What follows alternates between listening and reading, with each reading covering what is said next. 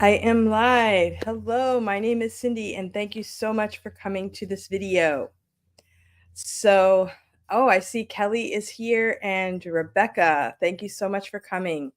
And Kelly is my friend from Teacher Kelly Tag, and we met because we're both online teachers, virtual teachers. And this is my friend Rebecca, and Rebecca and I are also friends from YouTube, from teaching together online. Rebecca and I have actually taught summer camp throughout school, and I really loved that summer camp. I wish we were still doing it. And hello, Kathy. Thank you so much for coming. And Kathy is my faithful friend from YouTube, from my knitting class too. Yeah, I'm still knitting in between everything else. I brought my knitting up to vacation, but I didn't really do any knitting. So I just did other things and enjoyed the great weather. We did some hiking. I have a couple videos. I have a video about um, with my pictures from my vacation. If you want to check that out, the picture behind me right here is going up into the mountains, and there was some really pretty waterfalls up there. We have had very little rain, so the waterfalls are kind of low. So I'd like to go back when it's actually, more abundant with the water. But I actually live right up the street from a really pretty stream, and kind of down the road just a little ways and across the street, there's a little lake there. I haven't really done a lot with it. Some of my other kids have gotten some kayaks. They've done some fishing over there. My dad was really into boats and getting out fishing and stuff like that. My husband's not as much into that, but we do have a canoe, and we've gone out there. Yeah, it was a little complicated because we got a canoe given to us and we didn't have a trailer, so we had to put it on top of the car, and we're only driving it right down the street, but it gets a little complicated. But anyway, so that's summer in New Hampshire.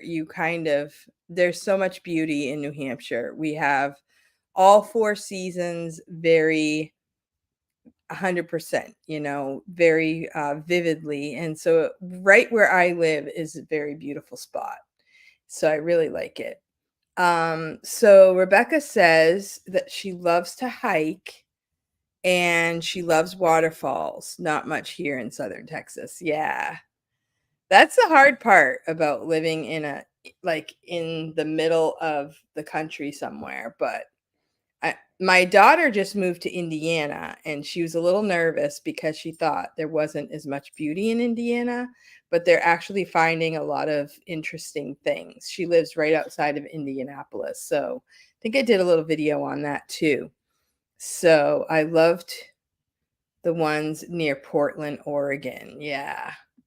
I have never been that far west, and I've never been to Texas either. I've been up and down the East Coast. I've been to Wisconsin. I think I might have gone to Minnesota one time, and I've driven across the top of the US, and I've also been to Canada and Nova Scotia, but I've never been, majorly far west. I would love to. I don't know. I'd like to see California.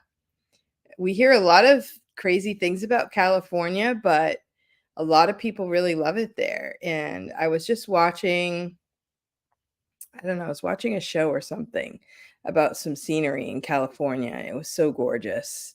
So, but I've never been there, never been to Texas. We do have some relatives that moved to Texas, but yeah. So, anyway, today we're going to be talking about what kids can do if they are bored in the summer. Now, I don't know about you, but I've never been bored in my life. And usually the people that I am friends with have the same mentality. I know teacher Kelly Tag, she's a teacher, and Kelly says she loved the coasts of Oregon. Okay. And I I know that each one of these friends online, that they each have major things that they love to do. And if you love to knit, you're never bored because you always have a new project to do. Now, Kathy Kelly, um, she joined my sock class, and she's also a grandmother. And she told me about this pattern uh, for a baby sweater. And I thought, oh, I have a new baby coming. I'm going to knit that. And Kathy's kind of a newer knitter, so I figured it'd be easy. So while I was knitting this crazy sweater, she was vacationing overseas. And I knew it, but I had to ask her a question. So I actually texted her, and the sweater actually turned out amazingly cute. And my little grandson wore it for our vacation. So that was really fun. So thank you so much for that pattern. And I do want to make that sweater again. It was like you start at the top of the hood, and then you come down, and it comes down this way, and then it's open in the back, and you sew in a zipper. So I really like it, and I made it for my grandson. He was born, and my daughter was like, "Oh, that'll fit him in the fall." And I'm like, "No, you have big babies. This'll fit him now." And the hood kind of goes up in the back, so she said he looked like a little gnome. So Kelly says she wants to go to Portland right now. I've never been there. Sounds like it must be cool. Kathy says she's working on a new kind of sweater, pullover raglan. It's been a new learning challenge. Well, good for you. I still have to finish my second sock, and I'm still working on the shawl that I'm making for my friend.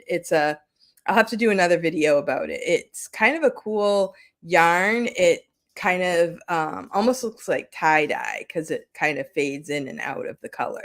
So it's the Carolina shawl, which I have on my channel, that I knitted in a gray. And this one is a totally different yarn, and it looks different. So Kelly, that's really fun. Kathy, your baby sweater did come out really cute. I love making those. And Rebecca says, I'm never bored since I have so many house chores to do, but my kids don't want to do the chores. I hear I'm bored. Meanwhile, I am busy with 100 things on my mind. Yeah, that's me too.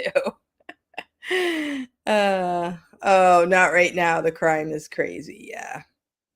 Yeah. And New Hampshire, I mean, going up in northern New Hampshire, I can't believe I haven't done it more often before now. I mean, I've been up there for different activities here and there, but there are people who spend a lot of time up in the White Mountains. There are, they say there's 48 4,000 footers, and there's a lot of people that want to climb all of those. There's a Facebook group called 4,000 Footers in New Hampshire, and there was one lady who brought a baby up, and her baby has already been up the 48. So that's pretty amazing.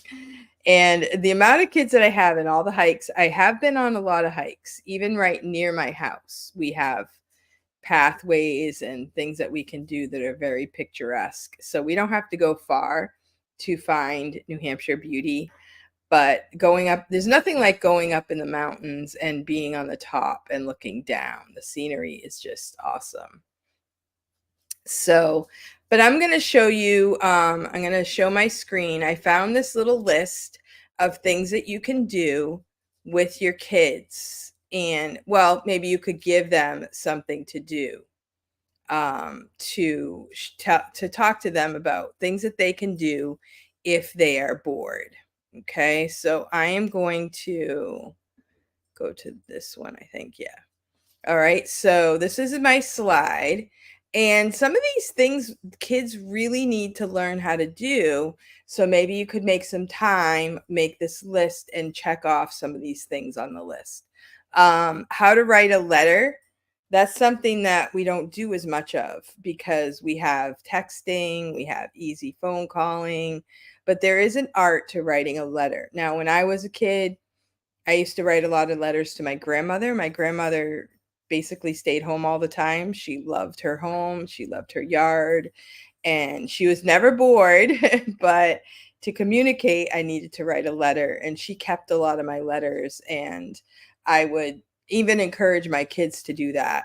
Write out a Bible verse, send it to a friend, an elderly person, write a letter. Sometimes they get discouraged because they don't get a letter back, but there is an art to writing letters. I found that even older kids forget how to address an envelope, put someone's address on it, and make sure you have the return address, get a stamp, all of those things. Writing letters is so important. How to make a phone call, how to take a message. So if somebody calls, that's like in the old days, we would leave the house and tell the kids to, take a message. I don't know if that's as important nowadays, but sometimes it is. They should know how to do it just in case. I was just watching a documentary about the singer Celine Dion, who I'm not up on all the modern singers, but I didn't know she had some kind of condition, and she was kind of keeping it secret from the public, and she had to teach her kids what to do if there's an emergency. If this happens, this is what you're going to do. That's something good for all kids to know. You never know what could happen, and how to get help, as young as possible. You never know. So how to converse with an elderly person, that would be good. Bring them to visit some elder. If you don't have any relatives in the area, maybe we have a adult facility right up the street. My kids used to play violin for them. We would go and just chat with them like once a month or more if the time allowed. How to play with a baby, how to sew on a button. Now, my daughter taught that in the high school home ec class, and they loved it. It was amazing. Here these kids were 9th through 12th grade, and they were enjoying it. They were like, how do you thread a needle? How do you put a knot on the end of that needle? And how do you sew on a button? You could start as young as you want, I would think. How to apologize. That's interesting. Yeah, that would be good. Work on that. Even social skills. How to hammer a nail. How to introduce yourself. How to notice the needs of others. How to make scrambled eggs. Yeah, that's a really good one, is just work on making eggs. My kids could get up and make their own breakfast now, and just, making toast, how to make your own breakfast, and whatever else you can come up with on that one. Let's see. How to balance a checkbook. That might be different now because we have automated debit cards and all that stuff. That's one thing I did with my kids as they got their own little jobs, is we opened their own bank account, and now we have debit cards. So we have to teach them what a debit card is, how to start your own credit records and all that. How to write a thank you note. I don't think I do that enough, writing thank you notes. How to do the laundry. My kids don't have much problem with that. They like to do their own laundry so that their socks don't get lost in the laundry. How to garden.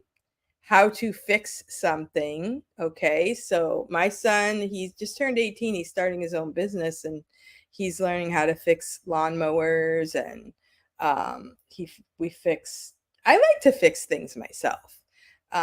Do things with cars, fix something around your house. How to plan a healthy meal, how to hang a picture. I'm still learning on that one, how to hang a picture. I could learn something. I could probably watch a video on that because I have things I want to hang up, but I'm terrible at hanging pictures. How to wash dishes. How about how to put dishes in the dishwasher? We just got a new dishwasher. I haven't had one in like 15 years. And yeah, just put the dishes in the dishwasher. How to put dishes in the sink, like if there's something stuck on them, how to just put water in it to wait for a little while. That's kind of a simple thing that um You have to just tell people that doesn't come automatically. How to wait and save for something. Yeah, so not to just spend your money, sometimes we give kids $5, they can go to the dollar store. And we can also teach them to hold on to it and get something of more value. How to check tire pressure, how to ask questions to get to know someone better. How to read a map, how to find, reading a map. Yeah, that's really huge these days because we just follow GPS. And I love maps. I miss the map days, honestly. How to find a book in the library. That could be different nowadays, too. How to seek counsel from someone more experienced. Very good. How to care for a pet. How to select a thoughtful gift. That is a skill, huge skill. I always have a hard time with that. My gift these days is to go on Amazon and get something and have it sent because it's cheaper than me buying it and having it sent. But even people close by, we just did teacher gifts.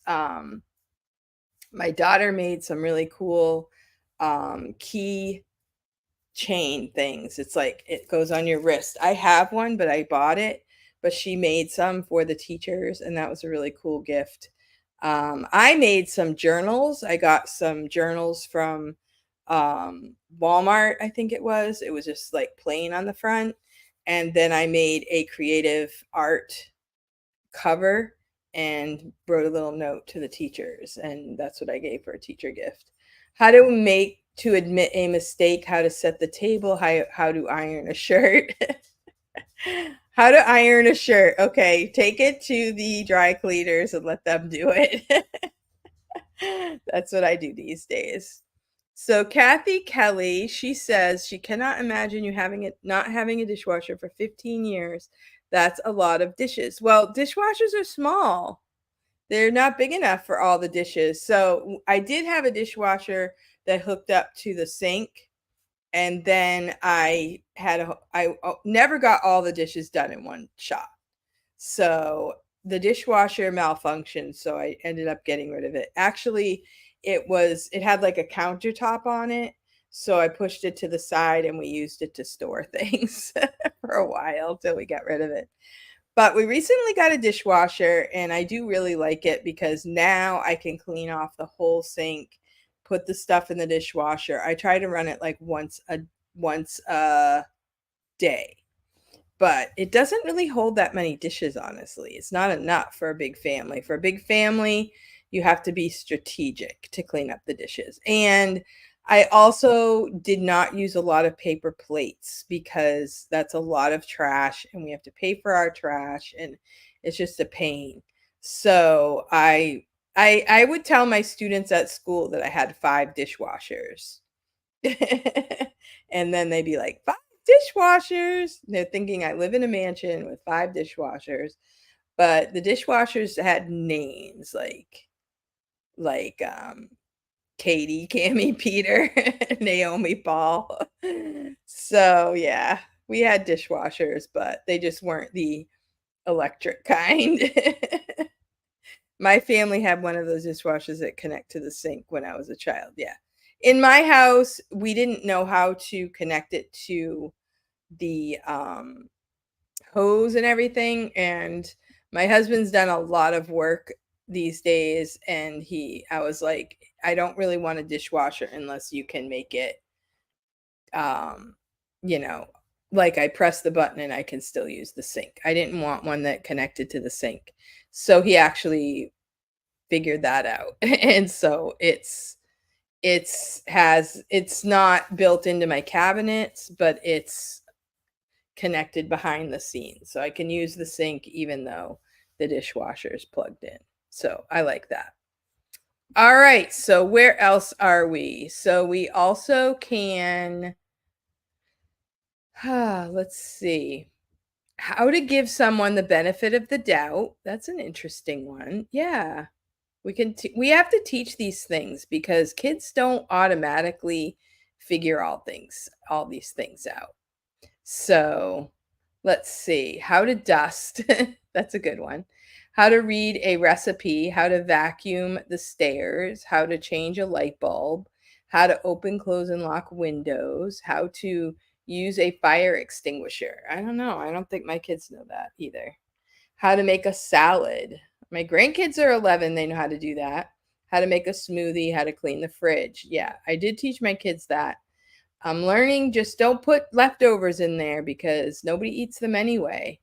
Just don't get it cluttered up. How to clean the bathroom, how to clean the kitchen, how to address and stamp an envelope, how to write a check, how to refill a stapler, how to put air in a bike tire, how to pump gas, and how to change a flat tire. So that is the list that I found and somebody was posting on Facebook, and I thought it was very worthy of repeating. And I did have a list just like this when my kids were little. I had a lot more things. I actually went to the library and got, my kids don't do Girl Scouts or Cub Scouts or Boy Scouts, but I went to the library and got the handbooks and did a few things that were in those books to kind of help my kids to learn some more skills. We did a lot of sewing. So that's something that you could do is sewing. I taught my kids how to make skirts, the girls, of course. My son Paul always wanted to be, he always wanted a sewing machine, but I don't know how much he actually sewed.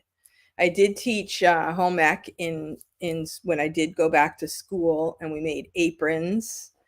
And just making an apron, one apron, and maybe give it to your mother or special woman in your life, or even a dad. Dads like aprons too. And that has a lot of skills in it, learning how to use a sewing machine.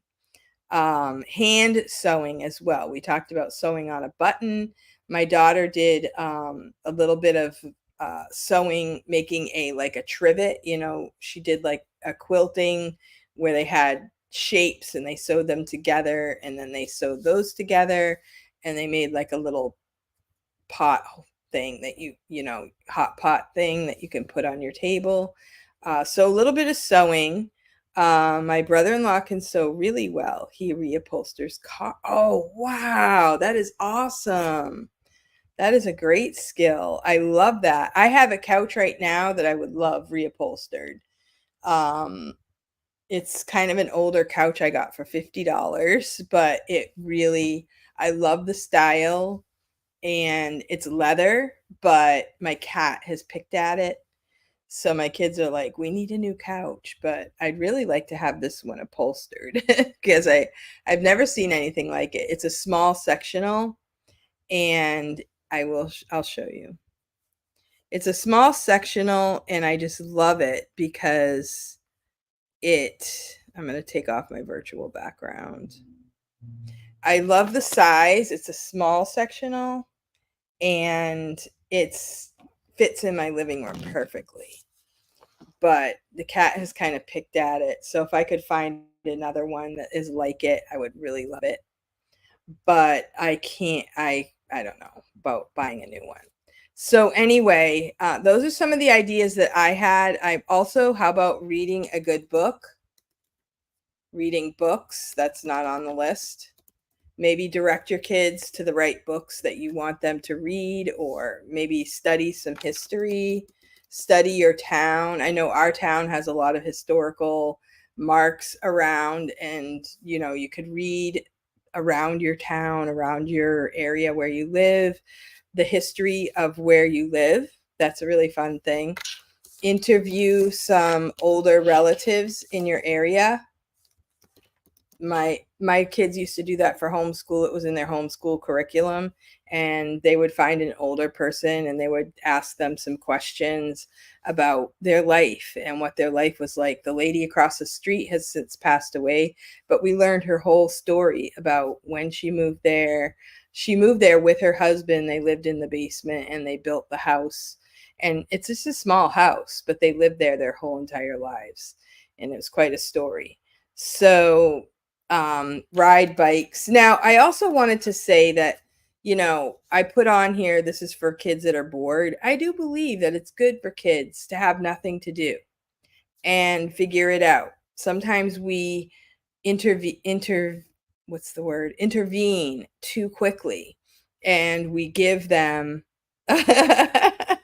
ideas for 4 and 8. Okay, so we need little kids here. 4 and 8. Let's see. I don't know what your yard is like, but my kids like to go outside and catch bugs, go on a walk. My kids would go outside and just ride their little bikes, and my yard is big enough that they could ride their bikes on the lawn and just play outside, on their own. They could play in a sandbox. We could make forts in our woods because we have like lots of sticks and stuff, and they would, just play house. One time my kids went outside and they actually did an entire wedding. It was really funny. My daughter, oh, that's another thing. My daughter was given this bag of clothes from someone, and it had the most unique clothes. It even had a wedding dress in it.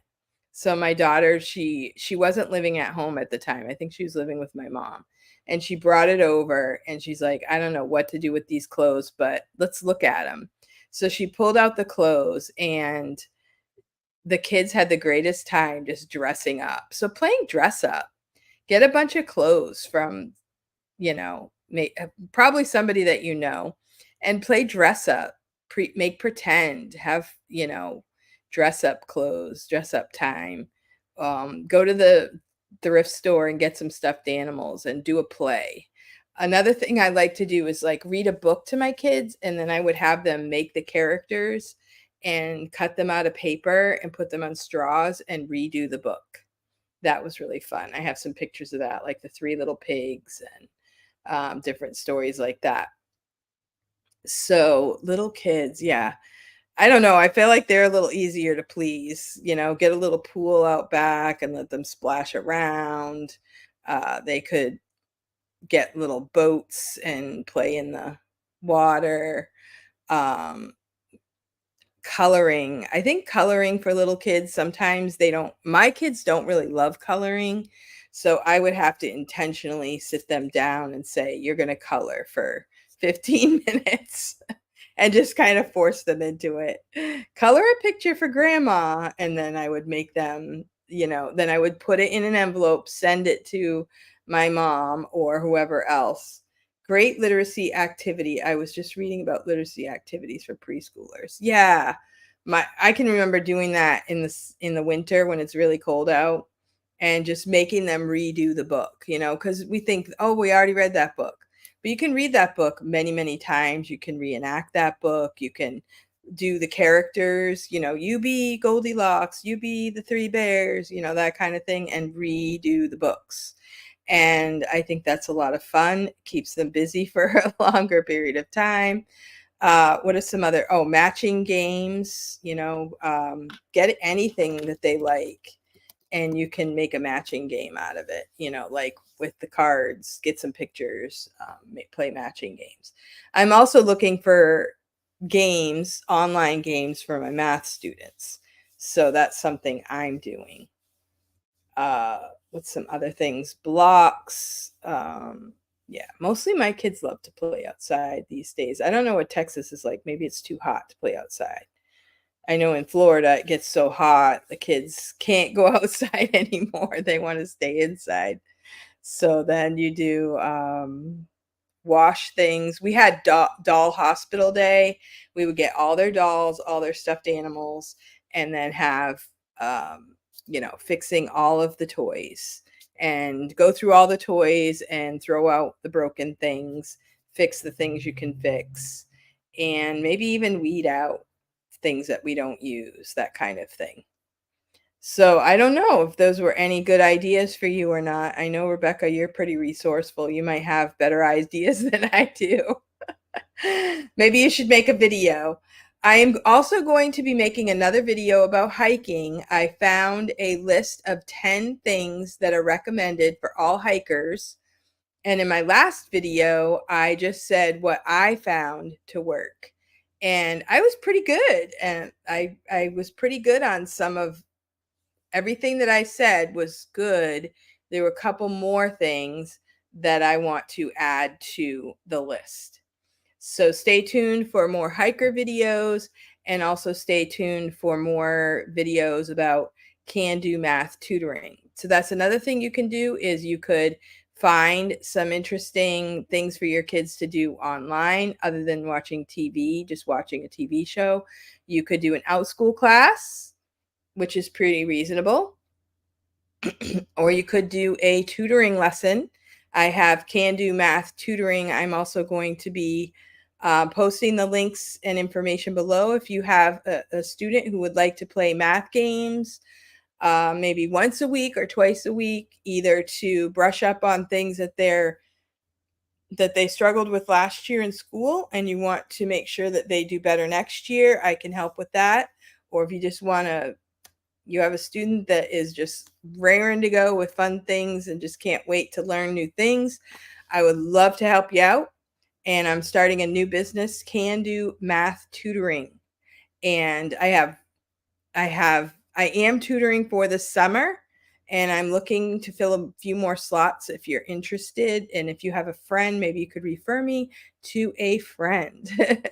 So anyway, I do need to go on with my day. I am doing lots of projects at my house. I'm actually doing some painting of my walls, sprucing up my kitchen, and doing some decluttering work in my house, along with watching my mom, who just needs company. She lives by herself, and just, lots of things going on in my life. I am not bored, but I know sometimes kids get bored. So I thought I would make this video and just put some thoughts out there. Hopefully this helps someone. All right. Well, thank you those who came to my video, and thank you for watching, and I will see you again next time. Have a great day.